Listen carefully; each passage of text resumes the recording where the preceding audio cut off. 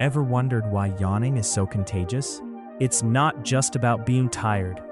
When we see someone yawn, our brain's mirror neurons kick in, prompting us to do the same. But that's just the tip of the iceberg. Yawning actually serves several surprising functions. For starters, it helps regulate brain temperature. A deep inhale during a yawn cools the brain, keeping it sharp and alert. Plus, yawning increases oxygen intake and promotes blood flow, which can boost our energy levels.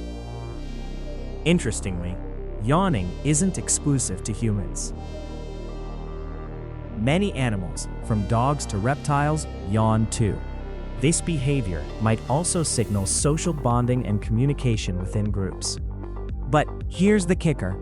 Scientists are still unraveling the full mystery of yawning. It might even play a role in empathy, helping us connect with others.